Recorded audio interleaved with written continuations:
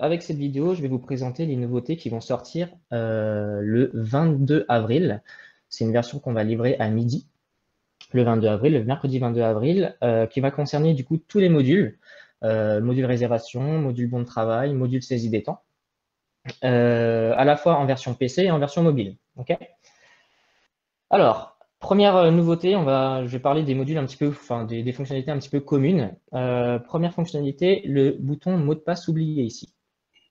Quand vous cliquez dessus, vous avez la possibilité de rentrer votre adresse mail. Donc, l'utilisateur a la possibilité de rentrer son adresse mail et un mail va lui être envoyé avec le mot de passe qui est associé à son adresse mail si jamais il l'a oublié.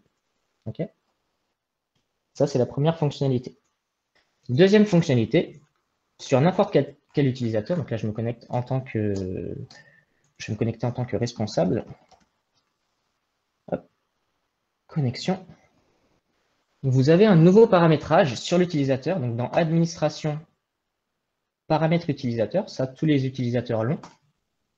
Vous avez un paramétrage ma CUMA préféré, ici, pour les utilisateurs qui ont plusieurs CUMA et sur lesquels ils doivent changer constamment à la première connexion parce que c'est positionné ici sur la première CUMA. Donc là, je suis sur ResaTest. Il est possible de définir une CUMA par défaut. Donc si je change cette liste déroulante ici et que je vais valider, que je me déconnecte et que je me reconnecte, la CUMA sera automatiquement positionnée sur ma CUMA préférée.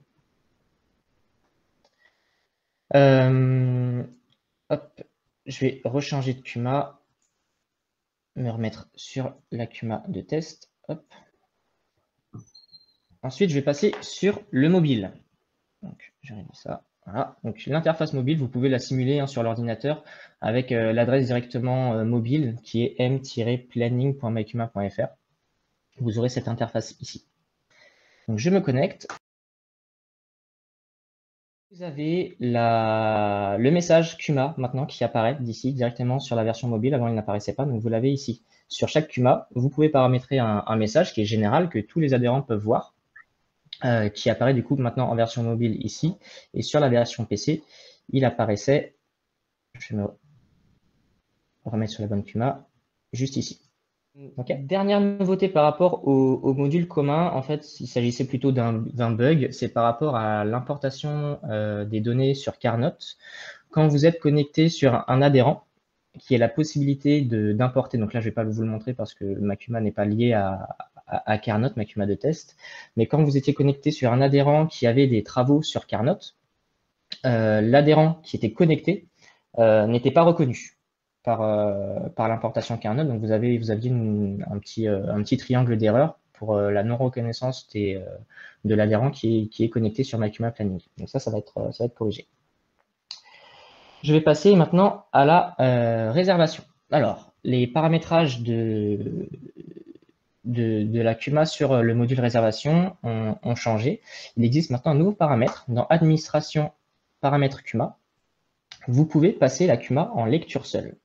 Alors, qu'est-ce que c'est que ce paramétrage-là? Si vous passez la CUMA en lecture seule, les adhérents pourront se connecter sur les profils adhérents pourront se connecter sur la CUMA, mais ne pourront changer aucun élément sur le calendrier. Ils ne pourront pas modifier les réservations et ils ne pourront pas réserver en tant qu'eux-mêmes. Si vous passez la CUMA en lecture seule, il n'y aura que les responsables de la CUMA qui pourront réserver du matériel. D'accord? Si je passe la CUMA en lecture seule ici et que je valide, que derrière je me déconnecte et que je me reconnecte en tant qu'adhérent tout simple, donc avec un profil adhérent, ici sur le calendrier, et que si je double-clique, je ne peux rien faire. D'accord? Le calendrier est en lecture seule. Il n'y a que les responsables de la CUMA et responsables de matériel qui peuvent réserver du matériel. Je vais me reconnecter en tant que responsable, donc en tant que président. Hop. Quel intérêt, Dimitri, de ça, en fait? Enfin, je vois pas trop, moi. Alors, en fait, il y a des CUMA qui souhaitent rendre visible le calendrier aux adhérents, donc que les adhérents puissent se connecter sur l'interface, mais que ne pas laisser le droit aux adhérents de pouvoir réserver du matériel. Ils souhaitent qu'il y ait uniquement le responsable de la CUMA et les responsables de matériel qui aient cette possibilité-là. D'accord? Donc, réserver, c'est uniquement pour l'action de réserver, ce serait uniquement pour les responsables de matériel. Et par contre, ils souhaitent donner la visibilité du calendrier aux adhérents. on aurait pu imaginer que ça se fasse en fait pour certaines activités, tu vois. Quoi. Alors, du coup, Ah ce bon. paramétrage-là existe aussi, pas seulement sur la Cuma, d'accord? Il existe sur la Cuma, mais pas seulement, il existe aussi sur les matériels. Vous pouvez, ici, dans paramètres matériels, passer des matériels en lecture seule. Ouais. Je vais prendre un tracteur, hop, celui-ci. Ici, vous avez exactement la même case sur les matériels. Donc, vous pouvez aussi passer des matériels, certains matériels, pardon, en lecture seule. Pareil. Donc là, l'adhérent pourra se connecter, pourra réserver, mais il ne pourra pas réserver le matériel qui est en lecture seule. D'accord? Le Mhm. matériel en lecture seule n'apparaîtra dans la liste de réservation que pour les responsables de Cuma et le responsable matériel de ce matériel-là. Mhm. Pour avoir la lecture seule, par contre, il faut avoir enregistré son adresse mail dans MyCuma Conta. Si tu souhaites de toute façon te connecter, il faut obligatoirement que ton adresse mail soit renseignée pour que tu aies D'accord. un mot de passe, parce que c'est ton identifiant. Ensuite, dernière chose par rapport au module réservation sur le PC, c'est la correction d'un bug dans administration matériel utilisateur, ici pour gérer les droits entre les matériels et les utilisateurs. Ici, n'apparaissait dans la liste que les matériels qui ont un responsable de renseigner. Les autres matériels qui n'avaient pas de responsable n'apparaissaient pas. D'accord? Il y avait un bug d'affichage. Aujourd'hui, c'est corrigé. Je vais passer sur le mobile. Hop. Alors, sur le mobile, nouveauté. Donc, dans le menu, vous avez une vue réservation matérielle. Cette vue-là, elle vous permet de visualiser toutes les réservations de toute la Cuma, même si ce ne sont pas vos réservations à vous. Ici, vous choisissez votre matériel. Je vais prendre le chargeur télescopique. Je vais mettre sur la date de demain et donc je vois les réservations d'autres utilisateurs sur les matériels que j'ai sélectionnés. Ce qui n'est pas le cas dans la vue mes réservations ici. D'accord? Mes réservations, c'est uniquement les réservations de l'utilisateur qui est connecté. Par contre, réservation matérielle, c'est les réservations de toute la Cuma. Donc là, je vais pouvoir maintenant, si je clique sur cette réservation-là, pouvoir modifier les réservations des autres en tant que responsable. D'accord? Si je clique sur la réservation, ici, je vais pouvoir, selon mes droits, encore une fois, là, en tant que responsable, je peux le faire. Je peux aller modifier la réservation, la mettre sur une future date, sur une date passée, etc. Avant, ce n'était pas possible. Avant, un utilisateur connecté ne pouvait modifier que ces réservations qui lui étaient propres, même si il n'était pas responsable. Même s'il était responsable, pardon. S'il était responsable, il ne pouvait modifier que ses propres réservations à lui et pas les réservations de tout le monde. Aujourd'hui, c'est plus le cas. Un responsable peut modifier les réservations de tout le monde sur cet écran-là. Autre chose par rapport… Ça Oui, c'est fait sur téléphone et sur ordinateur. alors sur ordinateur, de toute façon, c'était le cas avant. Voilà. Un responsable peut modifier les réservations de tout le monde sur les matériels dont il est responsable. Et le responsable de Cuma peut modifier toutes les réservations.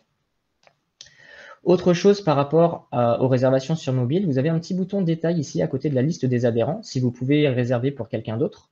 Et sur la vue détail, vous avez la possibilité de visualiser l'adresse de l'adhérent. Donc ça va vous aider si jamais vous avez des homonymes dans votre Cuma et que vous ne savez pas quel adhérent vous avez choisi entre les homonymes. Vous avez la possibilité d'afficher leurs adresses pour pouvoir choisir le bon. Ok, j'ai terminé par rapport aux nouveautés sur la réservation. Je vais passer aux nouveautés par rapport à la saisie des bons. Hop. Alors, saisie des bons, donc sur l'ordinateur, première chose, dans saisir un bon de travail, donc vous avez la saisie classique. Je vais choisir par exemple une date sur hier. Hop, je vais prendre mon indéneur, 1 hectare par exemple. Je vais faire enregistrer. Donc ça, c'est la saisie qui est habituelle. Quand vous cliquez sur le plus pour faire un nouveau bon, maintenant, l'adhérent, les dates et l'article sont renseignés par rapport à la saisie précédente. Ça permet à la secrétaire de la CUMA ou à l'adhérent de saisir toujours sur la même date, de saisir toujours sur le même article et toujours sur le même adhérent si jamais c'est un responsable pour pouvoir saisir plus vite. Donc là, du coup, j'ai plus que la quantité à remettre. Autre nouveauté par rapport à la saisie des bons, si vous choisissez un article sur lequel vous devez choisir un matériel, donc admettons, moi, j'ai article main-d'œuvre ici. Je vais mettre 15 hectares. J'enregistre. Derrière, sur cet article-là, je dois choisir un matériel parce que mon article est lié à plusieurs matériels. D'accord ? Si je clique sur le petit bouton plus et que je n'ai pas choisi de matériel, je vais avoir une alerte comme quoi je n'ai pas renseigné de matériel. Est-ce que je veux continuer ou pas? D'accord ? Si je clique sur non, je reviens à la saisie. Par contre, si je clique sur oui, ça va me créer effectivement un nouveau bon. Ok ? Je vais aller maintenant sur le mobile. Hop, on a vu accueil, bon de travail. Je vais créer un bon de travail. Alors, pareil que sur la réservation, sur le mobile maintenant, depuis l'adhérent ici, ce que le responsable pourrait changer, vous avez un petit bouton détail pour visualiser son adresse. Alors, Luc n'a pas d'adresse renseignée, mais si je prends Léo, je clique sur détail, je vais visualiser son adresse. Pareil, pour les homonymes, ça pourra vous aider à choisir le bon adhérent. Ensuite, grosse nouveauté sur la saisie des bons de travaux en saisie mobile, la saisie a complètement changé. Alors, je vais vous la montrer. Donc, vous pouvez saisir la date, l'adhérent, l'activité. Je choisis par exemple l'endéneur. Je vais saisir ma quantité, mon commentaire, mon adresse. Et au clic sur valider, auparavant, vous deviez choisir le matériel. Maintenant, quand vous allez cliquer sur valider, le matériel va s'affecter tout seul et vous allez directement aller sur la page suivante où vous allez saisir les détails de l'entretien du matériel. Donc, tout ce qui est compteur, carnet d'entretien et consommable. Et une fois que vous avez cliqué, vous avez saisi cette page-là, quand vous cliquez sur valider, le bon est directement enregistré. D'accord ? C'est une saisie qui est beaucoup plus simple, beaucoup plus rapide. Et du coup, si je clique sur mon bon que je viens de saisir, je vois que mon matériel ici est directement affecté. Je n'ai pas eu à l'affecter manuellement. Ça va éviter les erreurs, ça va éviter les erreurs d'affectation de matériel si jamais vous n'avez pas affecté les matériels et vous allez saisir vraiment beaucoup plus vite. Maintenant, je vais passer à la saisie des temps. Alors, première chose, sur l'ordinateur. Donc, saisie des temps, le module de saisie des temps pour les salariés. Alors, que ce soit facturable ou non facturable, hein, les nouveautés vont être les mêmes. Je vais passer sur du temps facturable. Donc, première chose, comme pour les bons de travaux, donc je vais renseigner du temps, admettons 2 heures sur l'article main-d'œuvre. Je saisis ma quantité, j'enregistre. Si je crée un nouveau bon sans avoir saisi de matériel, il va me mettre encore une fois l'alerte comme quoi je n'ai pas renseigné de matériel. Est-ce que je veux continuer, oui ou non? C'est exactement la même chose que sur les bons de travaux. Ensuite, pareil que sur les bons de travaux, les champs sont gardés par rapport à la saisie précédente. Si je saisis, admettons, pour Léo, hop, donc le 15 avril, je vais renseigner un matériel quand même, hop, la charrue, et que je clique sur le bouton plus, ici, les champs vont être gardés de la saisie précédente. Ça va me permettre encore une fois de saisir plus vite. Alors le temps passé, lui, n'est pas gardé, hein, forcément, c'est quelque chose à re-renseigner, mais par contre, les autres champs, eux, sont gardés. Quelque chose d'automatique maintenant sur la saisie des temps. Si jamais vous êtes sur un article qui dispose de quantité d'unités heure, ici, les quantités que vous avez à renseigner ici, qui seront facturées à l'adhérent, sont renseignées maintenant automatiquement depuis le temps passé. Donc si je renseigne un temps passé de 2 heures, j'aurai automatiquement 2 ici dans les quantités qui va s'afficher. 2h30. Pareil, j'aurai 2,5, donc c'est traduit en centièmes hein, sur les quantités à facturer. Également, ce champ-là est renseigné automatiquement si je sélectionne la saisie en durée et que je sélectionne le détail des heures. Donc si je travaille de 7h à 10h30, ce champ-là sera renseigné automatiquement. D'accord ? Ça vous permettra d'aller plus vite dans la saisie. On peut le modifier, Dimitri, quand même. Oui, après tu peux le modifier. Oui, ok. Il n'y a aucun problème. Donc là, c'est le moment de dire waouh, enfin! Je sais pas. Oui, tu peux le dire, mais c'était effectivement une fonctionnalité qui était attendue. Donc voilà, elle est disponible maintenant. Les salariés peuvent saisir plus rapidement leur temps et ne pas dépenser d'énergie, on va dire, à convertir le temps qui est passé au-dessus en centièmes dans les quantités à facturer pour l'adhérent. Je vais passer maintenant sur le mobile en saisie des temps. Donc pareil, hein, vous avez exactement les mêmes fonctionnalités. Hein. Si je saisis, pardon, j'ai allé en temps facturable. Hop, facturable.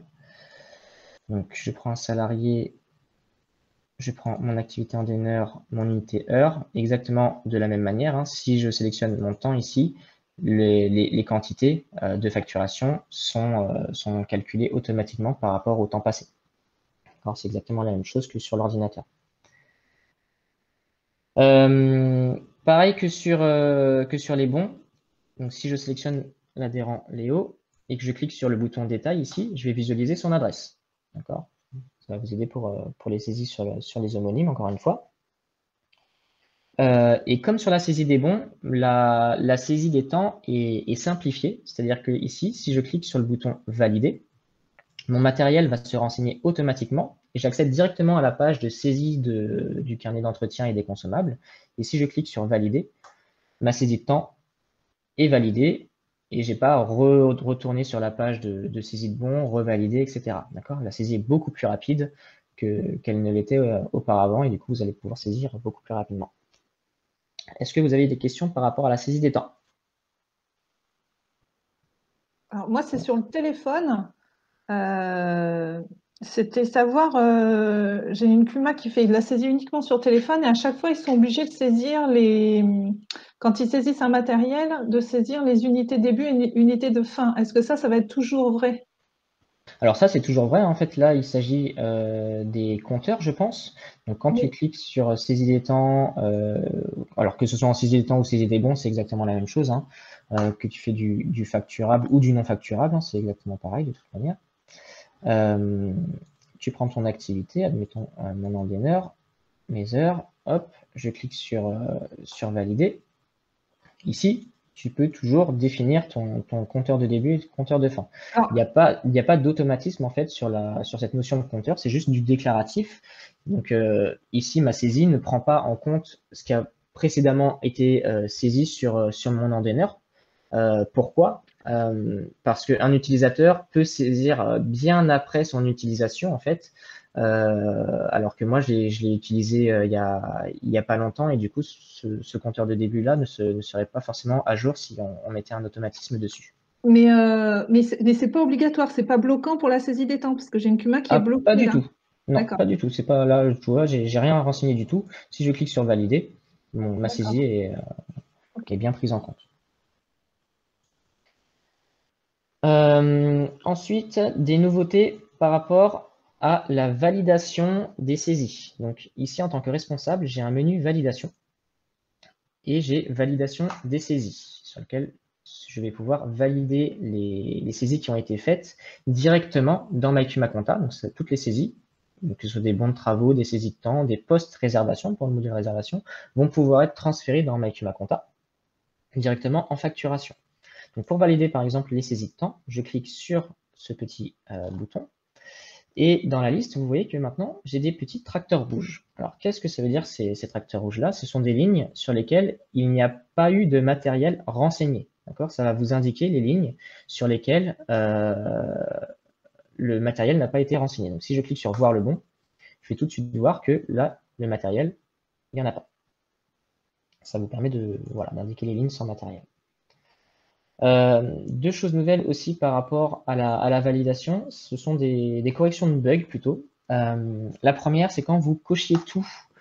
Donc là, si je coche tout, ça va cocher toutes les pages, d'accord? Et si l'utilisateur décochait des éléments et validait les saisies, il y avait un bug, en tout cas sur la saisie des temps, tout ce qui est temps salarié et données par rapport aux salariés n'était pas exporté, d'accord? Aujourd'hui, du coup, c'est plus le cas, c'est quelque chose de corrigé. Autre chose par rapport à la validation, un autre bug, si vous aviez saisi sur un adhérent qui, entre-temps, entre la saisie et la validation, est devenu inactif dans la CUMA, auparavant, l'adhérent n'était pas exporté quand vous faisiez la validation des saisies. Du coup, dans MyCuma Compta, vous n'aviez pas la donnée de l'adhérent et le bon se transférait quand même, hein, mais vous le retrouviez en erreur. Aujourd'hui, c'est plus le cas. Même un adhérent qui est devenu inactif sera exporté. Donc, vous aurez ces données et vous retrouverez bien l'adhérent sur MyCumaConta dans la saisie par activité ou dans la gestion des temps. Voilà Par pour... contre, oui, quand on coche tout, ça coche tout, même les pages qu'on ne voit pas. ça coche tout, même les pages qu'on ne voit pas. C'est-à-dire que ici, les pages 2 et 3 sont bien cochées. D'accord? J'ai toutes les Et- saisies qui sont cochées, sauf celles que j'ai décochées. Parce que la question qui m'avait été demandée, c'est de faire une infobulle ou une alerte, parce que certains se sont fait avoir comme ça en croyant enfin, cocher que la page, quoi. Alors non, non, non, c'est vraiment toutes les pages qui sont cochées, hein. Après ça, c'est des évolutions qu'on pourra avoir en groupe de travail. Il Ouais. n'y a aucun problème, hein, voilà. Le logiciel, il est évolutif. C'est la force du coup de ce logiciel-là. C'est vous qui faites les nouveautés, vous faites remonter les nouveautés aux fédérations qui nous les font remonter. Et toutes ces propositions sont discutées en groupe de travail.